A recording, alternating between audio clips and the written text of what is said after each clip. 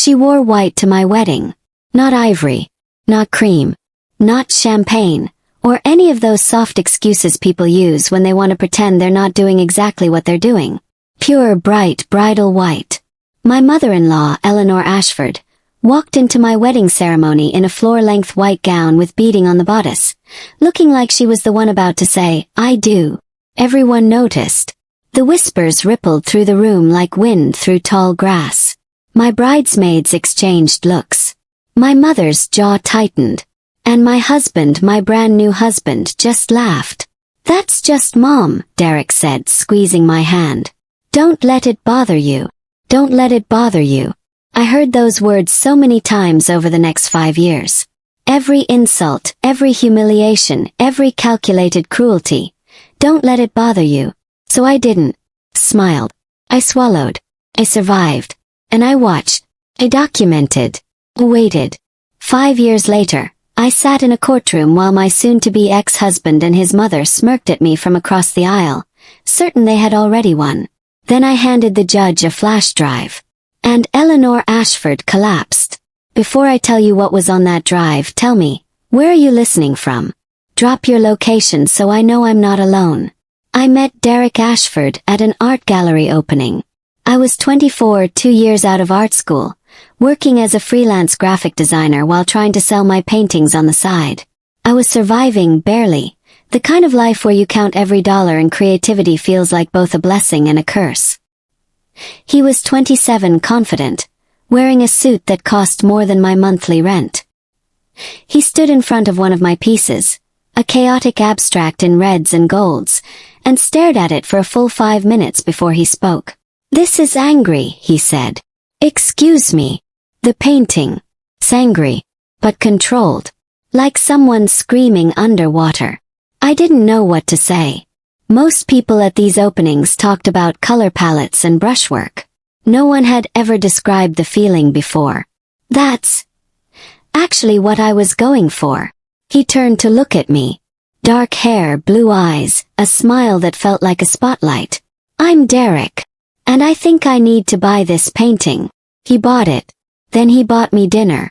Then he bought me flowers and weekends away, and slowly, carefully, he bought his way into my heart. Looking back, I should have seen the warning signs. The way he always chose the restaurant. The way he corrected my opinions in front of his friends. The way his generosity always came with invisible strings attached. But I was young. I was struggling. And here was this man who looked at me like I was the most fascinating thing he'd ever seen. I mistook possession for passion. Control for care. 6 months later he proposed.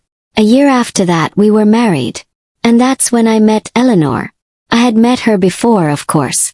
Brief encounters at dinners and events. She was always polite, always smiling, always perfectly composed. The kind of woman who could insult you so elegantly you'd thank her for it. But I didn't understand the full scope of who she was until the wedding. The white dress was just the beginning. At the reception she gave a toast. 20 minutes long. About Derek. About the Ashford family legacy. About the values she had instilled in her son. She didn't mention me once.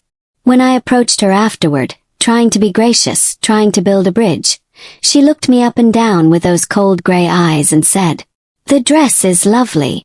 Though I do think you could have chosen something more flattering for your figure." Then she walked away to greet someone more important. Told Derek. He sighed like I was being dramatic. "That's just how she is. She takes time to warm up to people. Give it a year." I gave it 5. She never warmed up. The first year was a test. Eleanor criticized everything. My cooking, my housekeeping, my career, my family, my clothes, my hair, my opinions. Nothing I did was ever good enough. Nothing I said was ever quite right. "You really let him eat that," she said once, watching me serve dinner. "No wonder he's gaining weight." "This house is charming," she said on her first visit to our home. "In a cozy sort of way. Derek grew up in something much larger, but I suppose you'll make do. When are you planning to have children?" she asked at every single family gathering. "I'm not getting younger, you know. A grandmother deserves to meet her grandchildren before she dies." I couldn't have children. I tried. We tested. The doctor said it was unlikely. Not impossible, but difficult. It was a wound I carried quietly, a grief I didn't share with anyone except Derek. Eleanor found out. I don't know how. Maybe Derek told her, maybe she snooped through our things, maybe she just guessed from watching me flinch every time she brought it up. But once she knew, she weaponized it. Such a shame, she'd say to her friends, loud enough for me to hear. Derek would have made a wonderful father. But some women just aren't built for it. I've heard stress affects fertility, she'd mention casually. Perhaps if you weren't so focused on your little art projects. Have you considered that the problem might be your lifestyle? All those chemicals in paint can't be healthy for a woman who wants to conceive. Every word was a knife. Every comment was designed to cut. And Derek never once defended me.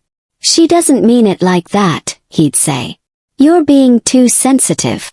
Can you just try to get along with her? For me. For him. Always for him. Never for me. The second year I stopped trying to please her. Not openly. I wasn't ready for that war yet. But quietly, internally, I stopped caring whether Eleanor Ashford approved of me. Focused on my work. I built my freelance business. I started selling paintings again, small sales at first, then larger ones. I made friends outside the Ashford circle. People who saw me as Ivy, not just Derek's wife. Eleanor noticed the shift. And she didn't like it. You're never home anymore, she complained to Derek. What kind of wife is always running off to meetings and galleries? I worry about you, sweetheart. I really do. Derek started echoing her concerns. Why was I working so much? Didn't we have enough money? Wasn't being his wife enough of a job? Your mother wore white to our wedding, I said once finally, during one of these arguments. She's never once said anything kind to me. And you want me to sit at home and wait for her to visit so she can criticize me in person. He stared at me like I had slapped him. That was 4 years ago, Ivy. Are you ever going to let that go? I realized then that he would never understand. He couldn't see his mother clearly because he was too deep inside her shadow. He had been trained from birth to worship her, obey her, protect her. I was just the outsider who had dared to enter their kingdom. The third year I found the documents. It happened by accident. I was looking for our tax files in Derek's home office, something he usually handled but had asked me to find for our accountant. I opened the wrong drawer, found the wrong folder.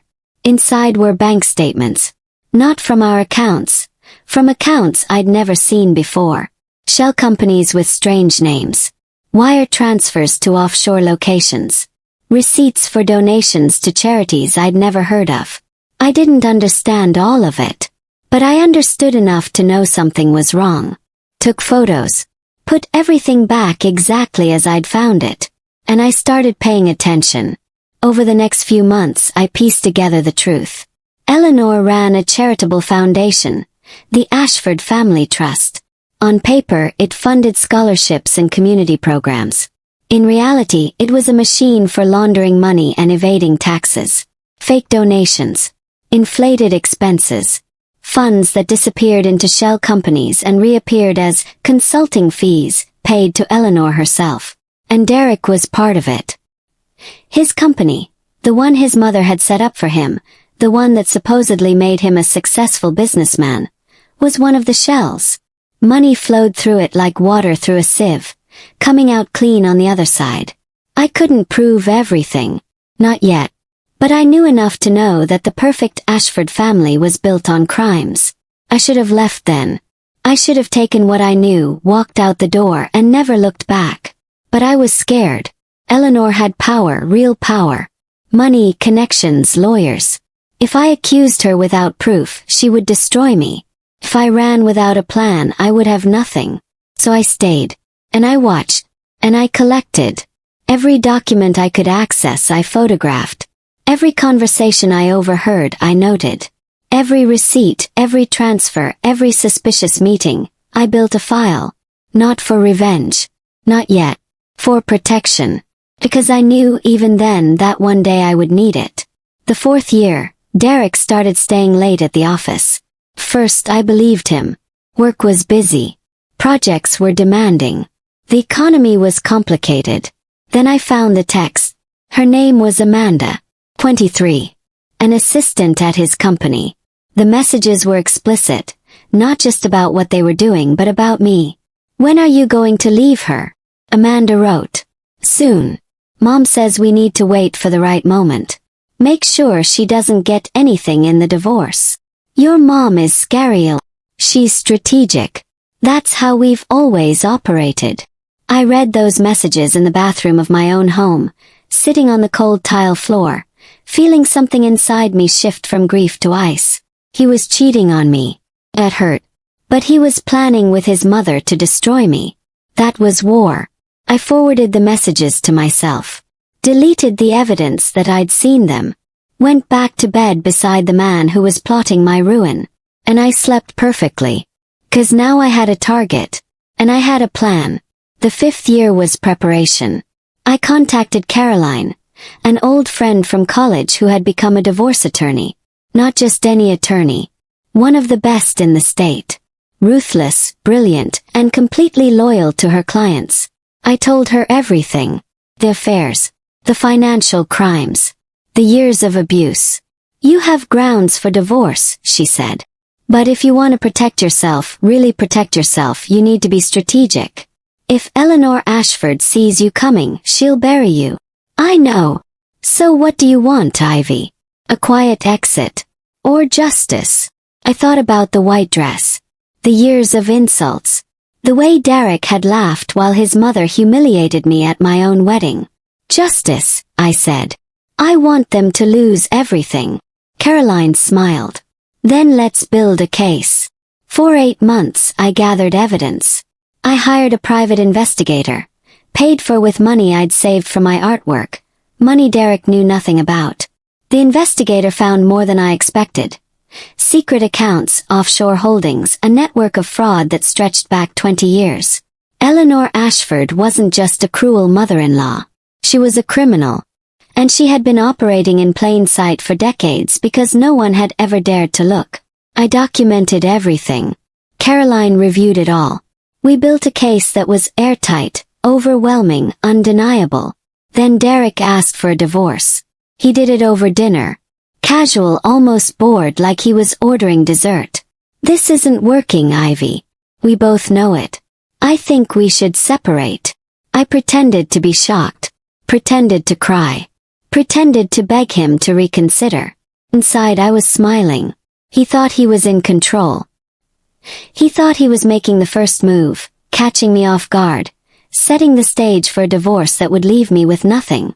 He had no idea he was walking into a trap. The divorce proceedings began 3 months later. Derek and Eleanor hired the most expensive law firm in the city. They came to the first hearing with a team of 5 attorneys, a forensic accountant, and enough confidence to fill a stadium. They presented their case. I had contributed nothing to the marriage. The assets were all Ashford family property. I was entitled to minimal support, if any. Eleanor sat in the gallery, watching like a queen observing the execution of a peasant. She wore Chanel.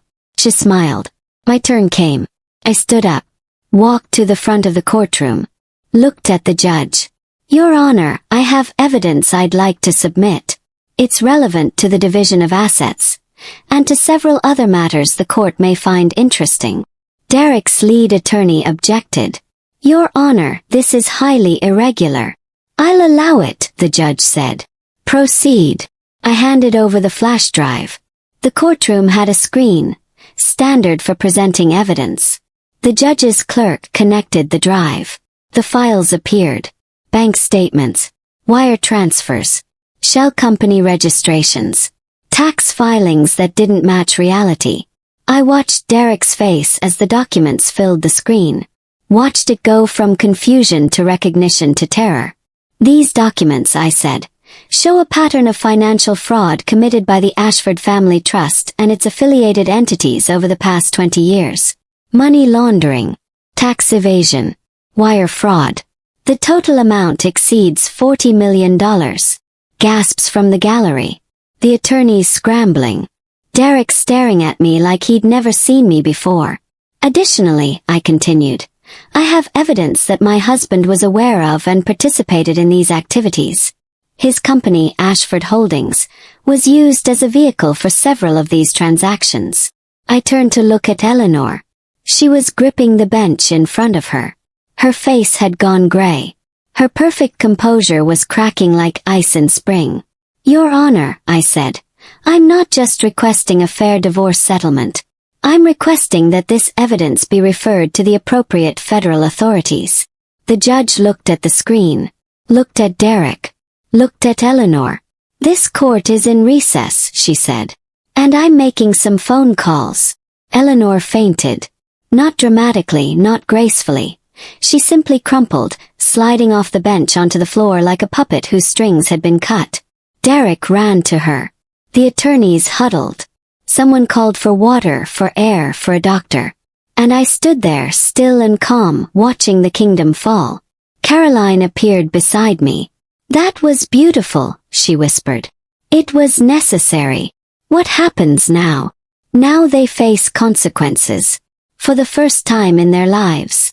The next few months were chaos, but not for me. Federal investigators seized the Ashford family trust records. Forensic accountants traced the money. Prosecutors built cases against Eleanor, Derek, and 3 of their associates. Eleanor was charged with 27 counts of fraud, money laundering, and tax evasion. Derek was charged as a co-conspirator. The Ashford name, that pristine, aristocratic, untouchable name, became synonymous with scandal. The divorce was settled quickly after that. Derek's attorneys were too busy defending him against criminal charges to fight me over assets. Got the house. I got a substantial settlement. Got my freedom. But more than that, I got vindication. The woman who had worn white to my wedding was now wearing an orange jumpsuit in her booking photo. The man who had never defended me was now desperately trying to defend himself. And I was finally free. The trial lasted 3 weeks. I attended every day. Not out of obligation. I had already given my testimony in the pre-trial phase. I attended because I wanted to see it. I wanted to watch the system that had protected them for so long finally hold them accountable. Eleanor took the stand in her own defense. Her attorneys tried to paint her as a devoted philanthropist who had been misled by unscrupulous advisors. The prosecutor destroyed her. Every lie she told. He had documents to refute. Every excuse she made.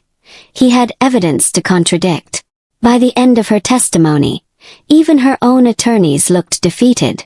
Derek didn't testify. His lawyers advised against it. Too much risk of self-incrimination, too much evidence he couldn't explain. The jury deliberated for 4 hours. Guilty. On all counts. I was in the gallery when the verdict was read. Eleanor stared straight ahead, expressionless, refusing to show any reaction. Derek put his head in his hands. I felt Caroline squeeze my arm. You did this, she whispered. You brought them down. I didn't feel triumphant. I didn't feel victorious. Felt tired. And relieved. And finally free. Sentencing came 2 months later. Eleanor received 15 years. She would be 77 when she got out, if she survived that long. Derek received 8 years. He would be 40 when he was released. Still young enough to rebuild a life, but old enough to know he had wasted the first half of it. I didn't attend the sentencing. I didn't need to see their faces when the judge spoke. I didn't need closure. I had already closed that chapter myself.